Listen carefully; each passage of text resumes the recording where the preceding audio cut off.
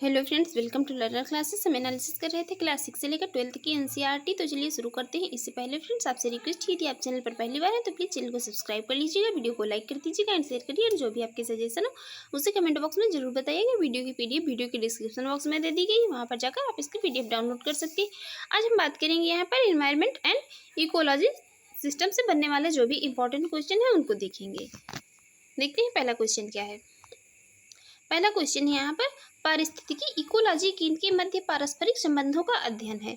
Ecology जो है ये संबंध अध्ययन है किसके पारस्परिक संबंधों का, तो ये जीव समुदाय और वातावरण के, जीव समुदाय और वातावरण के मध्य पारस्परिक संबंधों के अध्ययन को कहते हैं इकोलॉजी या पारिस्थितिकी। पर्यावरण के तीन प्रमुख घटक कौन कौन से हैं? पहला है जैविक संघटक, अजैविक संघटक, भौतिक संघटक तथा ऊर्जा संघटक। जैविक संघटक, अजैविक या भौतिक संघटक तथा ऊर्जा संघटक ये पर्यावरण के तीन प्रमुख घटक हैं। देखते हैं नेक्स्ट। सर्वप्रथम गहन पारिस्थितिकी डीप इकोलॉजी शब्द का प्रयोग किसने किया था? ये किसने किया था? ये किया था अर्नी नेस ने। अर्नी नेस ने डीप इकोलॉजी शब्द का सर्वप्रथम प्रयोग किया था। घास स्थल, वन तथा मरुस्थल किस पारिस्थितिक तंत्र के उदाहरण हैं? ये स्थलीय पारिस्थितिक तंत्र के उदाहरण हैं। एक पद जो केवल जीव द्वारा ग्रहण किए गए स्थान का ही नहीं बल्कि जीवों के समुदाय में उसकी कार्यात्मक भूमिका का भी वर्णन करता है, उसे कहते हैं पारिस्थितिक कर्मता। पारिस्थितिक कर्मता कहती हैं। 10% नियम किससे संबंधित है? 10% का नियम का संबंध है ऊर्जा के खाद्य के रूप में एक पोषी स्तर से दूसरे पोषी स्तर तक पहुंचने में। जब ऊर्जा का स्थानांतरण एक पोषी से दूसरे पोषी में होता है, एक पोषी स्तर से दूसरे पोषी स्तर में जाता है, तो वो दूसरे पोषी स्तर में पहुंचने पर ऊर्जा का 10% जो है ह्रास हो जाता है। ऊर्जा स्थानांतरण में 10% का ह्रास होता है। इसे की कहते हैं 10% का नियम कहा जाता है। नेक्स्ट बात करेंगे, धारणीय या स्थायी विकास, सस्टेनेबल डेवलपमेंट की अवधारणा सर्वप्रथम किसने प्रस्तुत की थी? ये की थी ब्रटलैंड कमीशन ने वर्ष 1987 में। सस्टेनेबल डेवलपमेंट की अवधारणा पारितंत्र में खाद्य श्रृंखलाओं के संदर्भ में किस प्रकार के जीव अपघटक कहलाते हैं? डीकम्पोजर कहलाते हैं। कौन? डीकम्पोजर कहलाते हैं कवक और जीवाणु। स्थलीय पारिस्थितिक तंत्र में जीव भार का पिरामिड कैसा होता है? ये कैसा होता है? ये सीधा अपराइट होता है। स्थलीय पारिस्थितिक तंत्र में जीव भार का पिरामिड होता है सीधा अपराइट।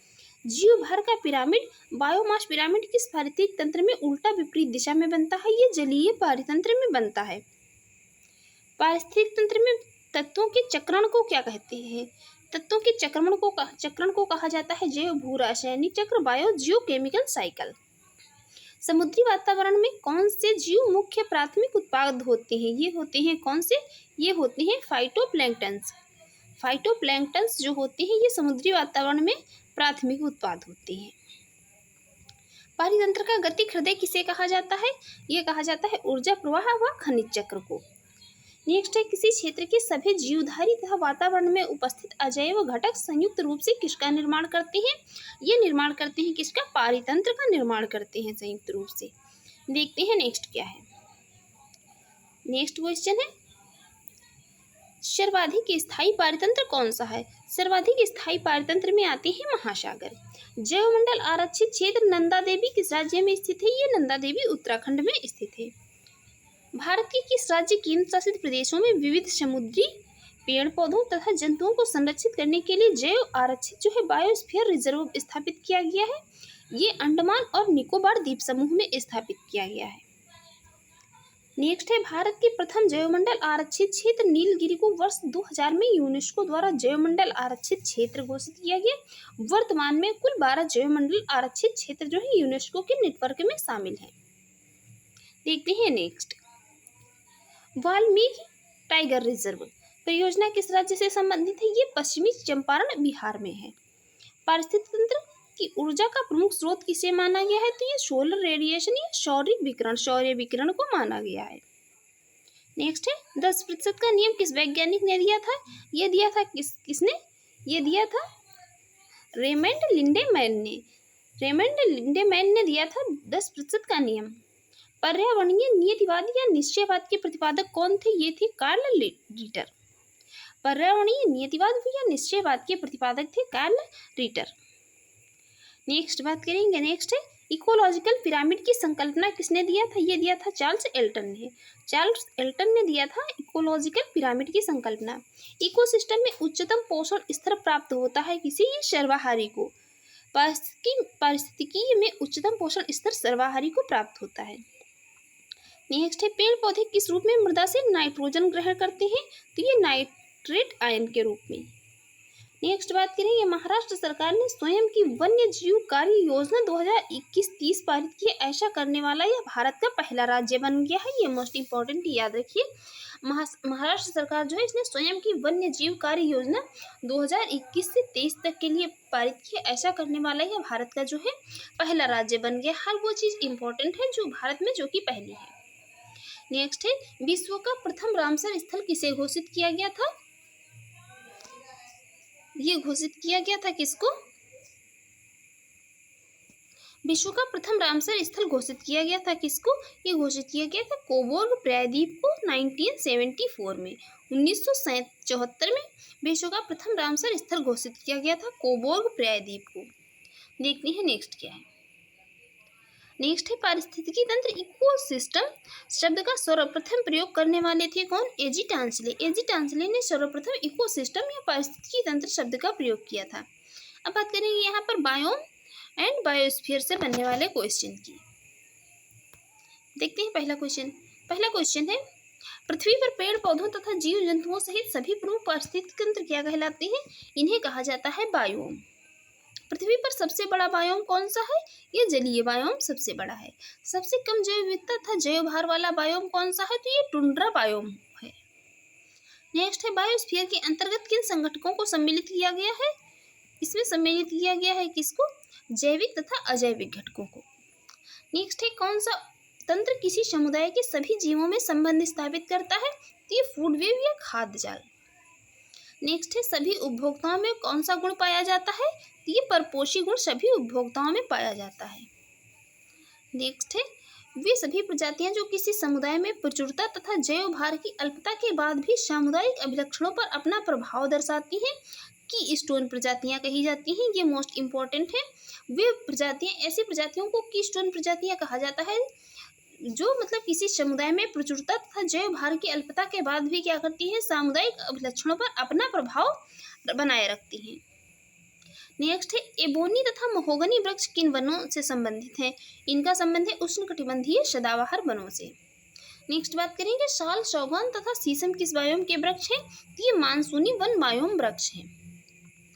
नेक्स्ट है, किस बायोम की भूमि अम्लीय तथा अल्प खनिज वाली होती है? तो ये शंकुधारी वन की होती है। शंकुधारी वन की भूमि जो होती है तो ये अम्लीय तथा अल्प खनिज वाली होती है। देखते हैं नेक्स्ट है, विषुवत रेखा से ध्रुव की ओर जाने पर पारिस्थितिक उत्पादन पर क्या प्रभाव पड़ता है? तो ये विषुवत रेखा से जो है ध्रुव की ओर जाने पर पारिस्थितिक उत्पादन जो है ये पहले बढ़ता है फिर घटता है। किस बायोम में सबसे कम तापांतर पाया जाता है? तो ये अयनवर्ती सदाबहार वर्षा वन बायोम में सबसे कम तापांतर पाया जाता है। किस बायोम में प्राथमिक उत्पादकता सर्वाधिक होती है? ये विषुवतीय वन बायोम में। विश्व की सर्वाधिक विक्षुब्ध पारिस्थितिक तंत्र कौन सा माना गया है? तो ये मानसूनी बायोम को माना गया है। देखते हैं नेक्स्ट है, यूकेलिप्टस वृक्ष को पारिस्थितिकी शत्रु इकोनिमी कहा गया है। यह ऑस्ट्रेलिया महाद्वीप में क्या है? बहुतायत में पाया जाता है।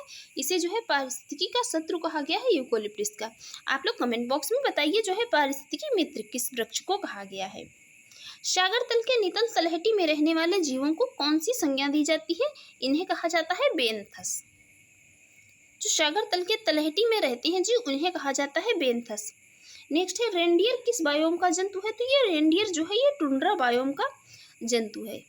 देखते हैं नेक्स्ट क्या है। नेक्स्ट क्वेश्चन है, भारत में वन सर्वेक्षण फॉरेस्ट सर्वे डिपार्टमेंट द्वारा कब से वन रिपोर्ट का प्रकाशन किया जा रहा है? तो ये किया जा रहा है 1987 से 1987 से किया जा रहा है। देहरादून स्थित भारतीय वन सर्वेक्षण संस्थान फॉरेस्ट सर्वे ऑफ इंडिया के द्वारा प्रति 2 वर्षों के अंतराल पर भारत वन स्थिति report India state of forest report जो है प्रकाशित की जाती है। नेक्स्ट है, लानोस तथा कैम्पोज घास किस बायोम में पाई जाती है? ये उष्णकटिबंधीय घास बायोम में पाई जाती है। नेक्स्ट है कौन सी प्रजाति एक बड़े निवास स्थान पर रहती है तथा सामान्यतः प्रवासी होती है, तो ये कौन सी अम्ब्रेला प्रजाति। नेक्स्ट है प्राकृतिक वनस्पति का सर्वाधिक विकसित क्षेत्र कौन सा है, ये पतझड़ वन है। अनुकूलतम बायोम या ओपिटियम बायोम की दशाएं किस बायोम में पाई जाती हैं, तो ये अयनवर्ती सदाबहारी वर्षा वन बायोम में पाई जाती हैं। नेक्स्ट बात करेंगे एलिफेंट ग्रास या हाथी घास किस बायोम की एक प्रमुख घास है, तो ये सवाना बायोम की एक प्रमुख घास है। किसी भी बायोम में प्राणियों का जीवन, उनकी क्रियाशीलता की तीव्रता, उनकी संख्या किस पर निर्भर करती है, ये निर्भर करती है संरचना, शकल, बायोमास एवं जातियों के संगठन पर। नेक्स्ट है विश्व के किस बायोम को प्रमुख अन्न भंडार तथा दुग्ध व्यवसाय का केंद्र कहा जाता है, ये शीतोष्ण घास बायोम कहलाता है।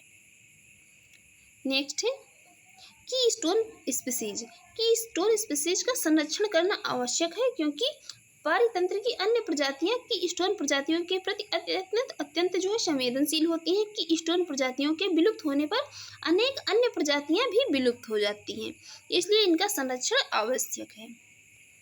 नेक्स्ट है पौधों की जाति, उनकी संरचना एवं वृद्धि किस पर निर्भर करती है, ये पर्यावरण के भौतिक जैविक कारकों के अंतर संबंध पर निर्भर करती है।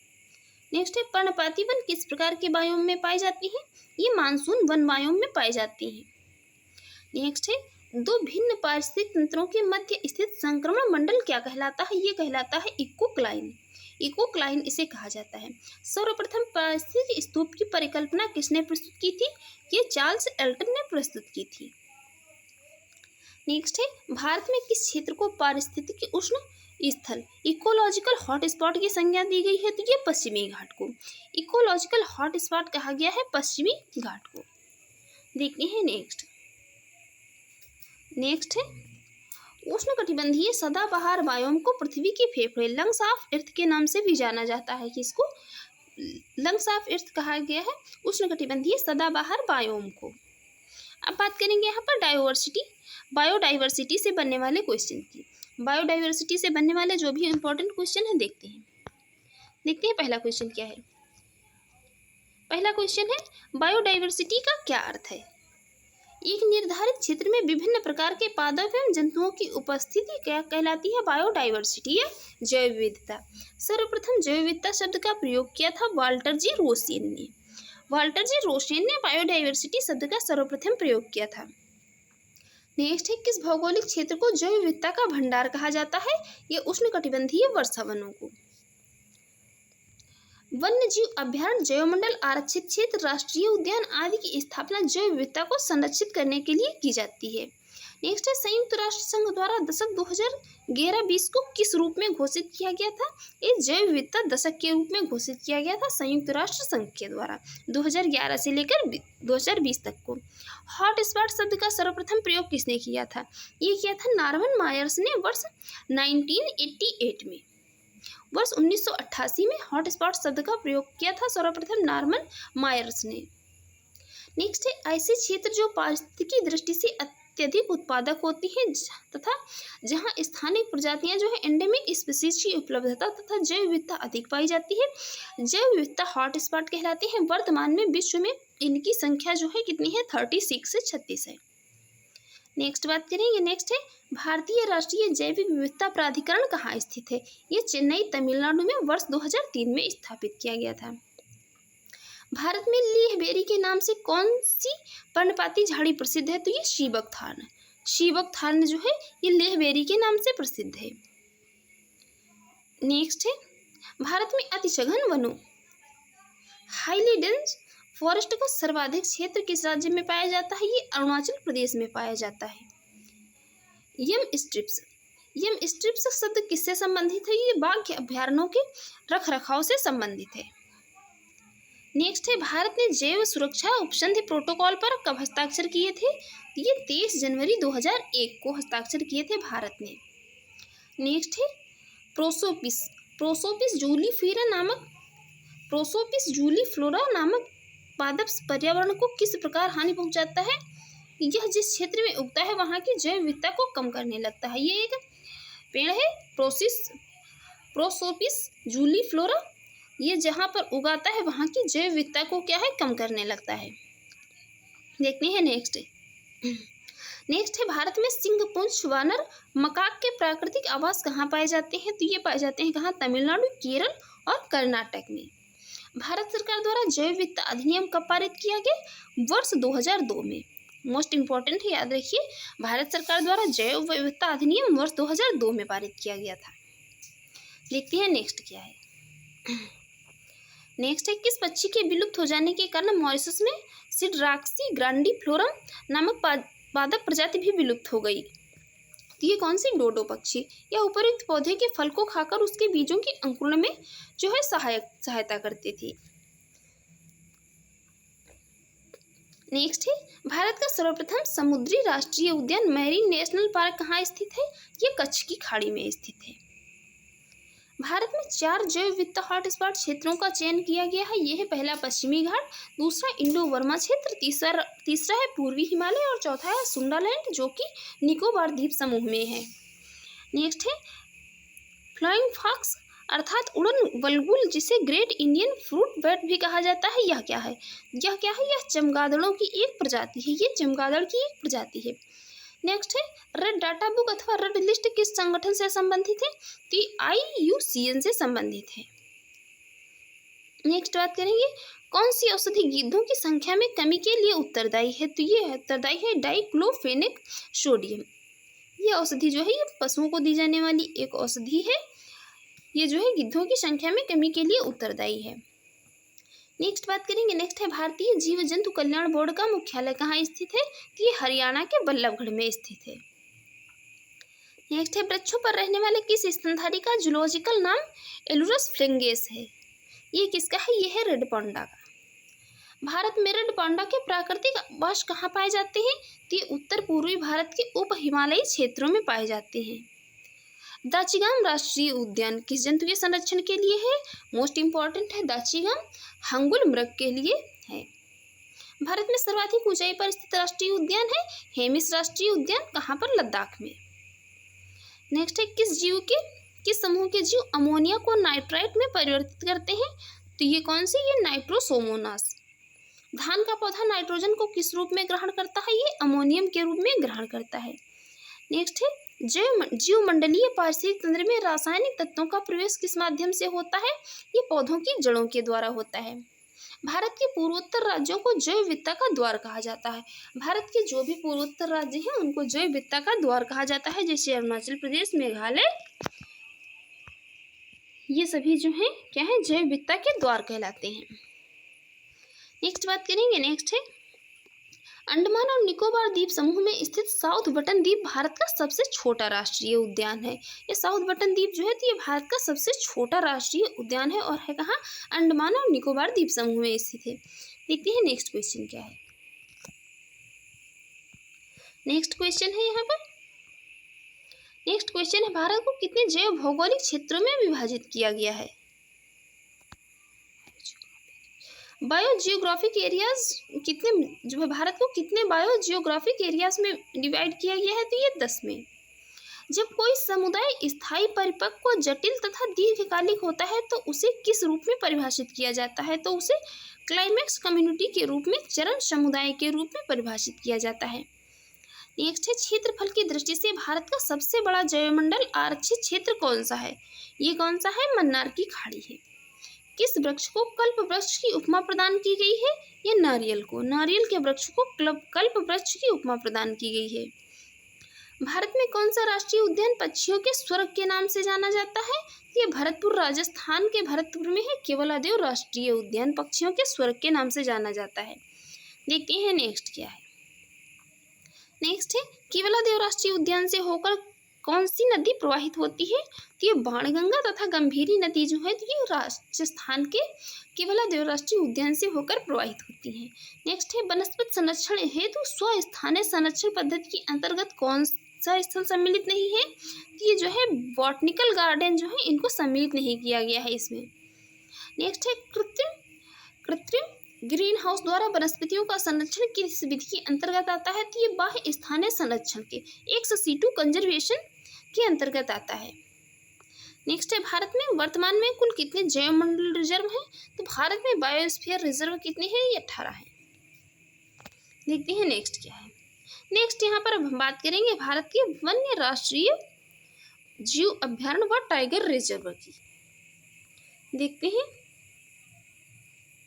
पहले सबसे बात करेंगे यहाँ पर हम जम्मू कश्मीर में कौन कौन से हैं। जम्मू कश्मीर में दचिगाम, सलीम अली, सिटी फॉरेस्ट, किश्तवाड़ और काजीनाग राष्ट्रीय उद्यान है। लद्दाख में हेमिस हाई राष्ट्रीय उद्यान है। हरियाणा में कालेश्वर सुल्तानपुर राष्ट्रीय उद्यान है। हिमाचल प्रदेश में great Himalayan national park, Inder Kila, Kheerganga, Pinghati और सिम्बाल बारा राष्ट्रीय उद्यान है। उत्तराखंड में जिम कॉर्बेट प्रथम राष्ट्रीय उद्यान वर्ष 1936 में ये बना था। गंगोत्री, गोविंद पशु विहार, नंदा देवी, राजाजी और फूलों की घाटी, ये सभी राष्ट्रीय उद्यान कहाँ है, ये उत्तराखंड में है। राजस्थान की बात करेंगे, राजस्थान में है केवलादेव, रणथंभौर, सरिस्का, मरुस्थलीय, मुकुंदरा हिल्स जिसे दर्राह भी कहते हैं। गुजरात में है गिरवन, मरीन, कच्छ की खाड़ी, ब्लैक बक, वसंदा राष्ट्रीय उद्यान। महाराष्ट्र में है संजय गांधी, बोरीवली, पेंच, जवाहरलाल नेहरू, तदोबा, गुगामल, नवेगांव, नागजीरा और चांदौली राष्ट्रीय उद्यान। गोवा में महावीर मोलेम राष्ट्रीय उद्यान है। कर्नाटक में कौन कौन से हैं। कर्नाटक में है नागरहोल, कुद्रेमुखा, बन्नरघट्टा, अंसी और बांदीपुर राष्ट्रीय उद्यान। केरल में है अनाईमुडी, इराविकुलम, मथिकेट्टन 16, पराम्बिकुलम 16, पेरियार और साइलेंट वैली नेशनल पार्क। ये सभी कहाँ हैं, ये है केरल में।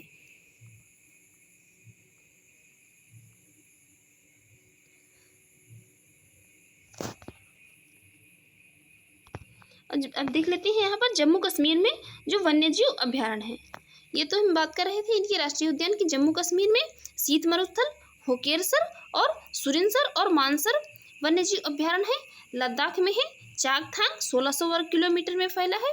हरियाणा में है कालेश्वर और नाहर वन्यजीव अभ्यारण्य। हिमाचल प्रदेश में कौन कौन से हैं। हिमाचल प्रदेश में है चंद्रताल, पोंग डैम झील और रेणुका जो है। उत्तराखंड में है केदारनाथ जो कि 967 वर्ग किलोमीटर में फैला है। राजस्थान में है माउंट आबू, सरिस्का, जवाहर सागर, राष्ट्रीय चंबल और वन विहार। गुजरात में है कौन कौन से। गुजरात में है गिर समुद्री कक्ष की खाड़ी, नल सरोवर, नारायण सरोवर और पूर्णा जंगली गधा के लिए। महाराष्ट्र में है great Indian bustard, Phansad, Bor, Kalsubai, Harishchandra Ghat, Melghat, Nagzira, Karnala पक्षी, पेनगंगा, उमरेद, पौनी और करहांदला। गोवा में कौन कौन से। गोवा में सिर्फ एक है महावीर जो कि 40 वर्ग मील में फैला है। कर्नाटक में है दंडेली, घाट प्रभा, चिंचोली और तालकावेरी। केरल में है थतेक्कड़ पक्षी अभ्यारण्य, इदुक्की, नेयार, पराम्बिकुलम, मालाबार और पेरियार वायनाड।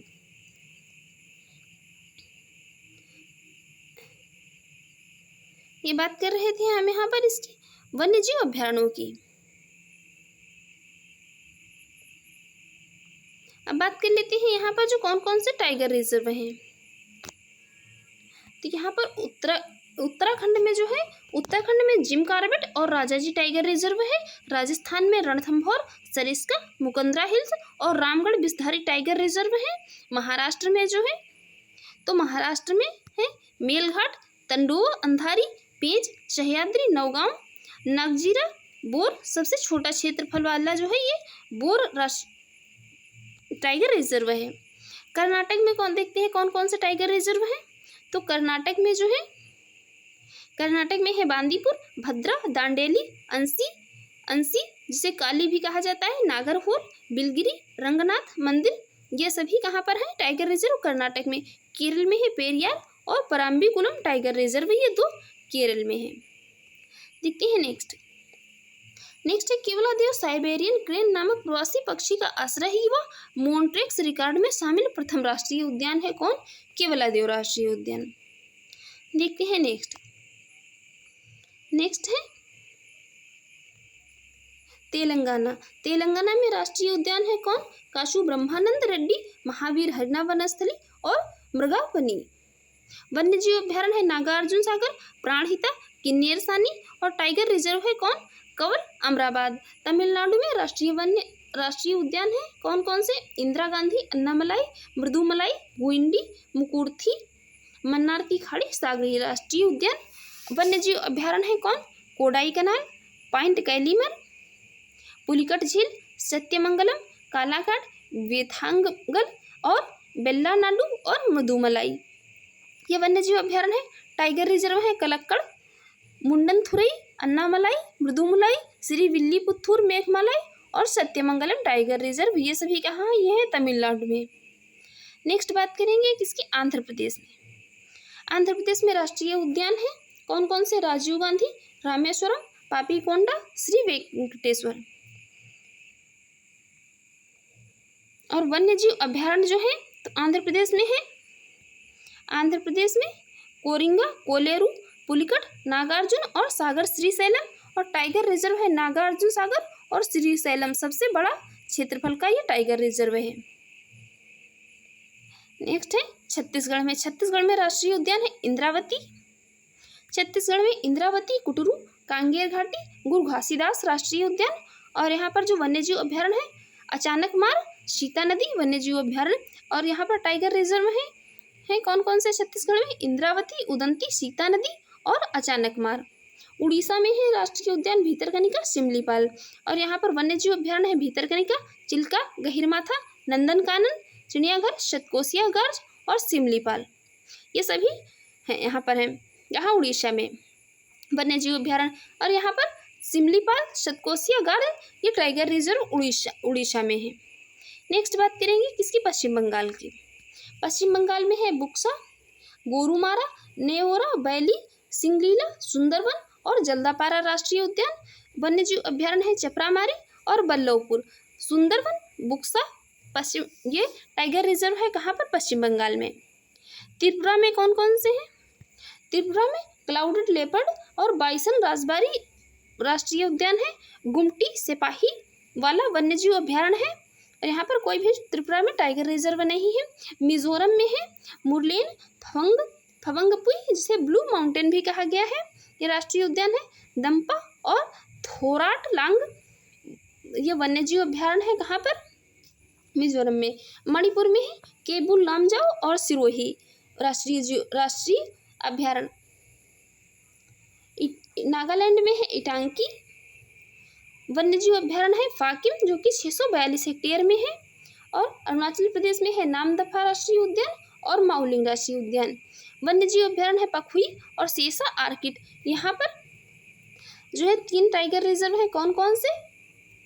नामदफा, पक्के पागा और कमलांग टाइगर रिजर्व। ये कहाँ पर है? ये है अरुणाचल प्रदेश में। अब देख लेते हैं असम में। असम में है डिब्रू सैखोवा, काजीरंगा, मानस, ओरंग, नामेरी, रायमोना और देहिंग पटकाई राष्ट्रीय जो अभ्यारण्य है ये दीपोर, बील, पूर्वी कार्बी अंगलांग, लखोवा ये वन्यजीव अभ्यारण्य है कहाँ पर? असम में। और मानस, नमेरी, काजीरंगा और ओरांग टाइगर रिजर्व है असम में। सिक्किम में है एक कंचनजंगा राष्ट्रीय उद्यान और खिताम और पंगोलखा वन्यजीव अभ्यारण्य है। मेघालय में है बालफक्रम, नोकरेक रिज और गारो पहाड़ी राष्ट्रीय उद्यान। नोकखैलम, सिजू, बाघमारा और पिंचर प्लांट जो है ये वन्यजीव अभ्यारण्य है कहाँ? मेघालय में। झारखंड में है बेतवा। और झारखंड में जो है कई वन्यजीव अभ्यारण्य है जिनमें डालमा, गौतम बुद्ध, हजारीबाग, पारसनाथ, पलामू और पोपचंची है। और यहाँ पर एक पलामू टाइगर रिजर्व है। नेक्स्ट है बिहार। बिहार में एक राष्ट्रीय उद्यान है कौन? वाल्मीकि। और वन्यजीव अभ्यारण्य है भीमबांध, गौतम बुद्ध, कांवर झील, कैमूर, वाल्मीकि और विक्रमशिला। यहाँ पर वाल्मीकि टाइगर रिजर्व भी है बिहार में। उत्तर प्रदेश में है दुधवा राष्ट्रीय उद्यान। और यहाँ पर जो है वन्यजीव अभ्यारण्य है बखीरा, कैमूर, महावीर स्वामी, राष्ट्रीय चंबल, ओखला और पटना। यहाँ पर दुधवा, पीलीभीत, अमनगढ़ और Ranipur tiger reserve 4 tiger reserve हैं। नेक्स्ट है मध्य प्रदेश। मध्य प्रदेश में राष्ट्रीय उद्यान है कितने? 11 राष्ट्रीय उद्यान है मध्य प्रदेश में। बांधवगढ़, फासिल मंडला, कान्हा, माधव, इंदिरा प्रियदर्शनी, पेंच, पन्ना, संजय, सतपुड़ा, वन विहार, डायनोसोर और कूनो राष्ट्रीय उद्यान। यहाँ पर जो है वन्यजीव अभ्यारण्य है कौन कौन से? बोरी, गांधी सागर, राष्ट्रीय चंबल, पन्ना, रातापानी, सोन घड़ियाल। टाइगर रिजर्व जो है पन्ना, कान्हा, सतपुड़ा, बांधवगढ़, संजय दुबरी और पेंच टाइगर रिजर्व ये है कहाँ पर? मध्य प्रदेश में। अंडमान निकोबार में जो है 6 राष्ट्रीय उद्यान है कौन कौन से? कैंपबेल वे, कौन कौन से? कैंपबेल वे, गलाथिया वे, Mahatma Gandhi marine, mount Harriet, रानी झांसी मरीन और सैंडल पीक राष्ट्रीय उद्यान। यहाँ पर वन्यजीव अभ्यारण्य है टर्टल द्वीप और वैरन द्वीप। सर्वाधिक 96 वन्यजीव अभ्यारण्य है जो यहाँ पर हैं। और दिल्ली में कौन से हैं? दिल्ली में एक है अशोला भाटी इंदिरा प्रियदर्शनी राष्ट्रीय वन्यजीव अभ्यारण्य। देखते हैं नेक्स्ट है प्रोजेक्ट टाइगर रिजर्व 1973 में। प्रोजेक्ट टाइगर रिजर्व जो है ये प्रोजेक्ट टाइगर 1973 में, प्रोजेक्ट एलिफेंट 1992 में तथा इंडियन राइनो विजन 2020 में जो है ये क्या है? प्रारंभ किया गया था। देखते हैं नेक्स्ट क्या है। नेक्स्ट बात करेंगे हम सबसे पहले यहाँ पर यूनेस्को सूची में शामिल जो जैव मंडल आरक्षित क्षेत्र हैं। पहला है कौन? नीलगिरी। नीलगिरी केरल, तमिलनाडु और कर्नाटक राज्य में है। ये सम्मिलित हुआ था वर्ष 2000 में। मन्नार की खाड़ी तमिलनाडु में 2001 में सम्मिलित हुई थी यूनेस्को की सूची में। सुंदरवन पश्चिम बंगाल में है, ये 2001 में सम्मिलित हुआ था। नंदा देवी उत्तराखंड का 2004 में, नोकरेक मेघालय का 2009 में, पंचमढ़ी मध्य प्रदेश का 2009 में, सिमलीपाल उड़ीसा का 2009 में यूनेस्को की सूची में शामिल हुआ था। अमरकंटक मध्य प्रदेश छत्तीसगढ़ का 2012 में, अमरकंटक और अचानक मार ग्रेट निकोबार अंडमान निकोबार द्वीप समूह ये 2013 में, अगस्तमलाई तमिलनाडु का 2016 में सम्मिलित हुआ था। कंचनजंगा सिक्किम का ये 2018 में सम्मिलित हुआ था यूनेस्को की सूची में। और पन्ना टाइगर रिजर्व जो है थी मध्य प्रदेश का है और 2020 में इस सूची में शामिल हुआ था। देखते हैं नेक्स्ट क्वेश्चन है भारत में प्रथम जैवमंडल आरक्षित क्षेत्र कहाँ स्थित किया गया? ये नीलगिरी में वर्ष 1986 में। कार्टाजेना प्रोटोकॉल किससे संबंधित है? ये जैव सुरक्षा समझौता से संबंधित है। कौन सा? Cartagena protocol.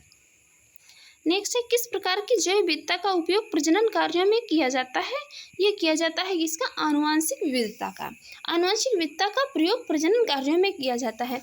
नेक्स्ट है भारत को सर्वप्रथम किसने जैव भौगोलिक क्षेत्रों तथा जैव भौगोलिक प्रदेशों में विभाजित किया? तो ये रोजर और पनवार ने। नेक्स्ट है अरीबादा क्या है? अरीबादा जो है तो ये कछुओं की कुछ प्रजातियों की व्यापक घोंसला प्रक्रिया है, इसे कहा जाता है क्या? अरीबादा। नेक्स्ट है पर्यावरण संरक्षण हेतु 1961 में स्थापित वर्ल्ड वाइड फंड का मुख्यालय कहाँ स्थित है? तो ये ओस्लो नॉर्वे में स्थित है। किस राज्य में सर्वाधिक संख्या में राष्ट्रीय पार्क है? ये कहाँ पर? मध्य प्रदेश में है। देखते हैं नेक्स्ट क्वेश्चन क्या है। नेक्स्ट क्वेश्चन है जैव सुरक्षा का कार्टाजेना प्रोटोकॉल किस केंद्रीय मंत्रालय द्वारा क्रियान्वित किया जाता है? पर्यावरण एवं वन मंत्रालय के द्वारा। भारत का प्रथम national centre for marine biodiversity किस शहर में स्थित है? ये जामनगर गुजरात में स्थित है। उड़ने वाली छिपकली जिसे डेक्रो कहा जाता है वह भारत में कहाँ पाई जाती है? ये पश्चिमी घाट के वनों में पाई जाती है। क्षेत्रफल की दृष्टि से भारत का सबसे बड़ा टाइगर रिजर्व है नागार्जुन सागर जो कि आंध्र प्रदेश में स्थित है।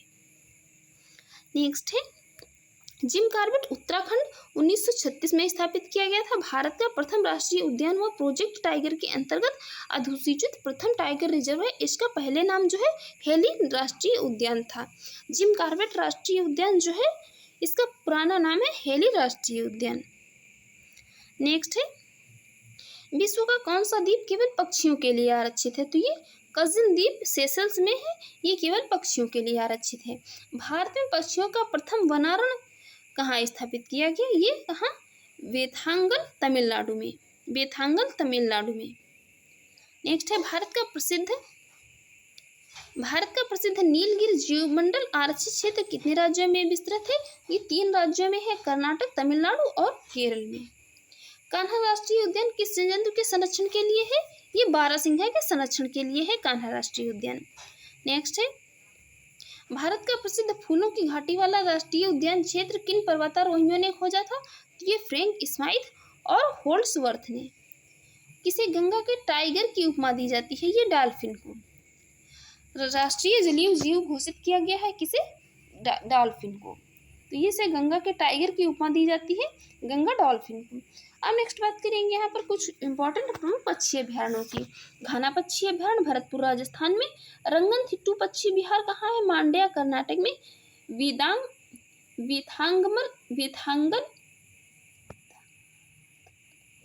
वेदांथंगल पक्षी विहार कांचीपुरम तमिलनाडु में है।